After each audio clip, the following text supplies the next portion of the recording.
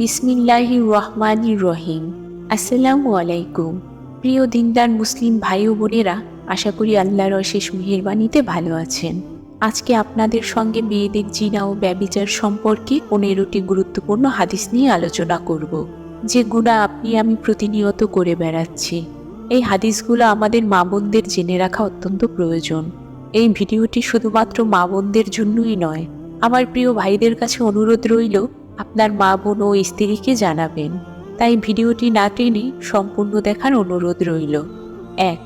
কোনো পুরুষ কোনো মহিলার সাথে নির্জনে মিলিত হলে সেখানে অবশ্যই তৃতীয় জন হিসেবে শয়তান অবস্থান করে এবং পাপাচারের প্রচারণা দেয়। তিরমিজি, হাদিস নাম্বার 2165। 2. উকবা ইবনে আমির রাদিয়াল্লাহু তাআলা আনহু থেকে বর্ণিত, রাসূল